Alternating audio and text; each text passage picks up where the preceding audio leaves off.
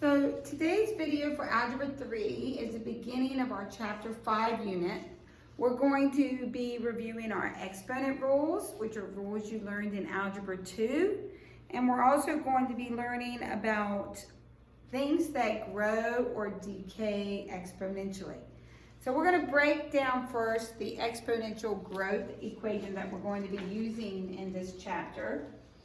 And the exponential growth equation is this equation here. A of t equals a sub 0 times 1 plus r to the t. Well, what does that all mean? Well, first let's start with t. T always represents time. So if I put money in a bank account and it gains interest, and I have that money in the bank account for 10 years, then my time would be 10 for 10 years. R is your growth rate. If I have that money in a savings account that has a 5% interest rate, that it gains interest the longer I keep it in the bank, then my interest rate R will be 5%. And when I enter that 5 in my formula, 5% needs to be turned into the decimal, and you move the decimal 2 to the left, so we would use 0.05. 10% would be 0.10. 7.5%, move the decimal 2 to the left, would be 0.075. So you must turn it into the decimal form when you enter it in the equation. A sub 0 is the initial amount of money. So let's say I worked all summer, I made $1,000, I put $1,000 in the bank. That would be the $1,000 I initially put in. There's a 5% growth interest rate. This would be 0.05. I'm going to keep it in that bank account for 4 years. Time will be 4. And then once I figure this all out, that final amount after 4 years would be how much money I have in the bank if I let it sit there and gain interest for 4 years. This is for things that grow exponentially, things that gain value. Now, something that doesn't gain value is a new car. You go and you buy a new car. As soon as you drive off the lot, what happens? Goes down in value. So that would be things that have exponential decay. They decrease, they decay in value. So what changed about that formula when it became something that decreases in value? Instead of 1 plus r, it becomes 1 minus r. That's the only change. So if I go to the car lot and I buy a $10,000 car, it's $10,000 initially. It has a rate of decay of 10%. So right here in place of r, I would have 1 minus 0.10. 5 years from now, t will be 5, I'd figure this out, and I would know the value of the car after 5 years. So let's do an example. Example 1 says, suppose a bike that costs $200 now is increasing. It's increasing, so this is one that grows in value at an annual rate of 5%. What is the cost of the bike in 4 years? Well, because it's a growth problem, it's increasing, I'm going to be using the first formula. So we just have to figure out what to fill in. Well, how much are we paying initially for the bike? $200, so the initial value is $200. What is the interest rate? It is 5%. So when I put it in my formula, I have to put it as a decimal, so 0.05. So 1 plus 0.05. A says, what is the cost of the bike in 4 years? So time would be 4 years. And the wonderful thing about this is you can put the whole thing in your calculator. Some people prefer to go ahead and make 1 plus 0.05, 1.05. And that's fine, but you're going to put that in your calculator and you're going to get your final value of your car, which once you put that all in your calculator, not car, is a bike, isn't it? And I did not get this problem out of your book, so I need to grab my calculator because I don't have the answer written, and I plan to do it in class with y'all, where one of you could put it in your calculator for me. But I want you to be able to check your work. So 200, parentheses, 1.05 exponent 4. And the bike in 4 years will be worth $243, and this is money, so what's the change? And 10 cents. So in 4 years, that's how much the bike will be worth. Part B, what was the cost 4 years ago? So did the initial price of the bike change? No, it is still $200. Did the interest rate change? No, it's still plus 0.05. What changes time? I'm going backwards in time. How would I represent that? It would be negative 4 years. So my time would be 4 years ago would be negative 4. So I'm going to put this in my calculator. I want you to practice putting it in your calculator. I'm going to use negative 4 for my time.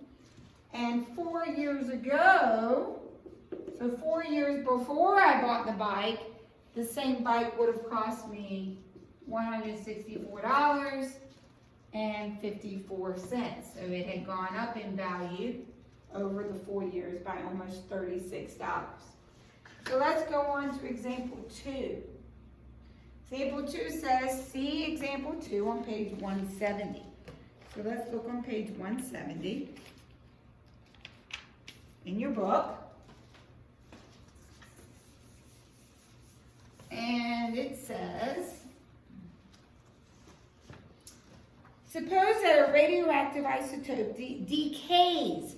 Soon as I read the word decays, I know I'm using the formula that decreases in value. And that's going to be the initial amount times 1 minus the rate to the t power. So as soon as I read that word decay, I know it's going to be minus. So suppose that a radioactive isotope decays so that the radioactivity present decreases by 15% per day. Where does 15% go in this formula? That is my R value. 15%, when I enter it as R, is going to be a decimal 0.15. So this becomes 1 minus 0.15. Some of you might want to go ahead and do that on your calculator and find out that it comes out to be 0.85, 1 minus 0.15. If 40 kilograms are present now, so we have 40 kilograms initially,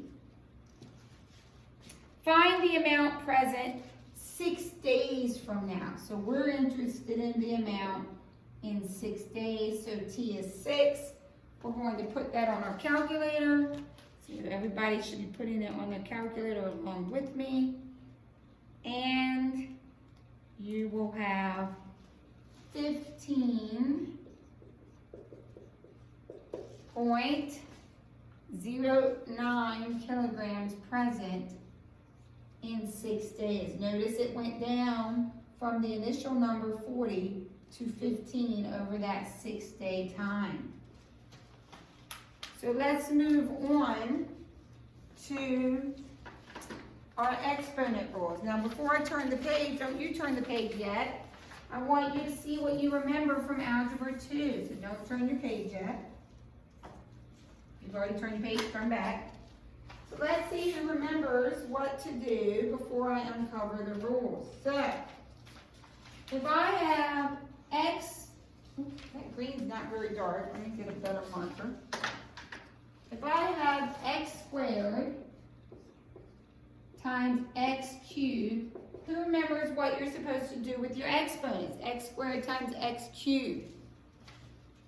You add them. X 2 plus 3 makes x to the 5th. Good. If I have x to the 5th divided by x cubed, what am I supposed to do with those exponents? Subtract them. Good. 5 minus 3 makes x squared. If I have x times y to the 3rd power, who gets the 3rd power? Both the x and the y, so that becomes x cubed y cubed. If this were x squared y to the 4th to the 3rd power, it would be x squared to the 3rd. So what do I skipped over one. Sorry. If this were x squared to the 5th power, what do you do with those exponents? Multiply them so it becomes x to the 10th. So if I combine these two rules and have x squared y to the third to the 6th power, this is going to be a power to a power, I multiply them, so x to the 12th. Power to a power, I multiply them, so y to the 18th. If I have x over y squared cubed, who's getting cubed? Both parts. So the x gets cubed and becomes x cubed. The y squared gets cubed. The power to a power, what do I do with those exponents? Multiply and get y to the 6th. Good. If I have x to the 0 power, what is anything to the 0 power? Always 1. It doesn't matter what it is. Anything to the 0 power is 1. So if I take 500 to the 0 power, it is going to equal 1. Good memory. So let's uncover those. We have 2 more to talk about, but let's talk about these first. So these are your laws of exponents. You learned these in Algebra 1. You learned them again in Algebra 2.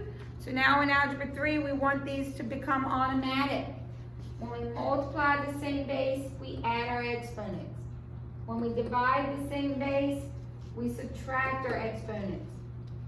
When we have something in parentheses multiplied to the power, everything goes to the power. Same with a fraction. When we have a power to a power, we multiply the exponents. And when we have something to the 0 power, it always equals 1. The last 2 rules you would have definitely done in Algebra 2. I'm not sure about Algebra 1. But what if we have x to the -2 power? Who remembers what we do about negative exponents? Does anybody remember? You flip it. So the x squared goes under 1, and once you flip it, it's now a positive exponent. Same with if we have 1 over x to the -3. To make that exponent positive, you take the negative exponent and you flip it, so now it's on top as +3. X to the -4 moves to the bottom and becomes positive x to the 4th. X to the -8 moves to the top and becomes positive x to the 8th. If you have a fraction to a negative exponent, you flip the fraction and now the exponent is positive. So negative exponents are going to flip things. So if we have x squared over y cubed to the -4th, we're going to flip it and make it y cubed over x squared, and now it's a +4. And so now we can do a power to a power and get y to the 12th.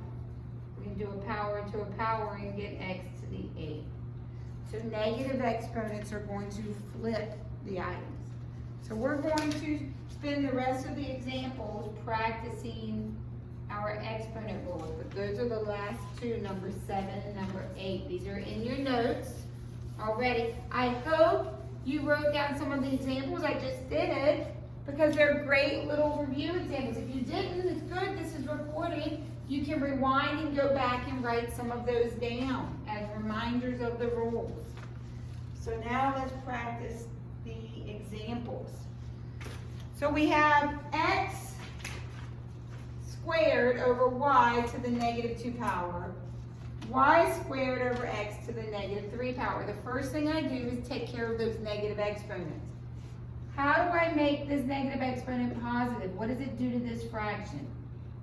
It flips it. So it becomes y over x squared, and now the -2 is a +2. Same here, that -3 is going to flip this fraction, and it becomes x over y squared, and now the -3 is a +3.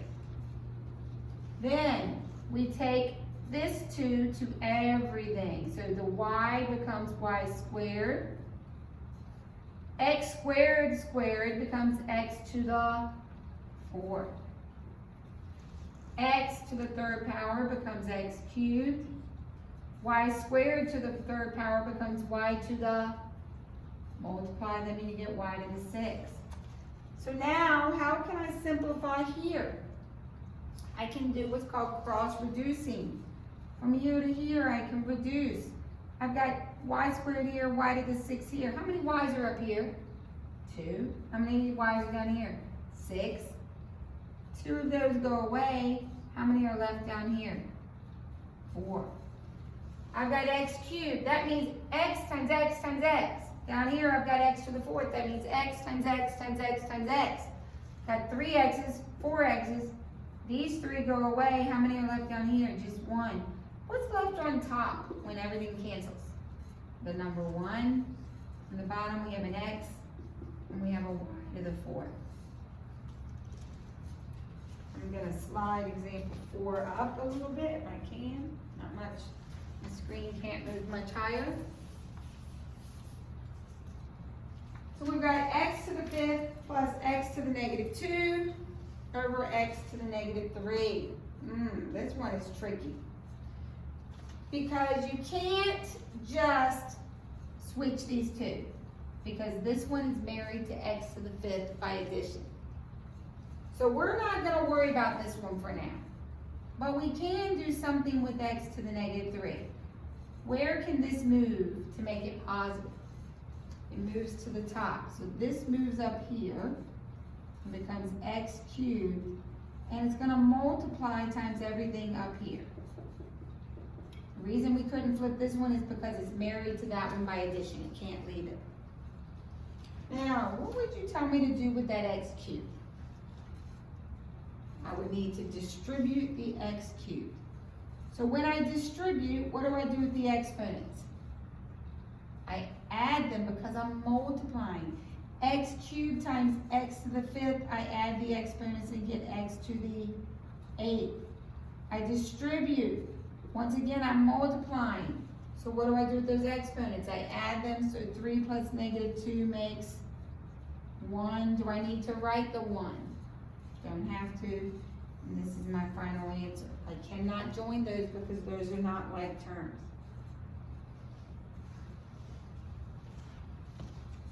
So this one is different because this is not addition. It's multiplication. So for this one, I can go ahead and immediately start simplifying the top.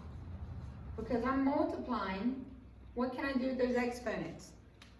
I can add them. That becomes x to the 5 plus negative 2 is 3. Now, what can I do? Well, I can actually do 2 different things. Your choice. Most people are going to tell me to move this to the top. When I move it to the top, it becomes a positive 3. So x cubed times x cubed. What do I do with those exponents?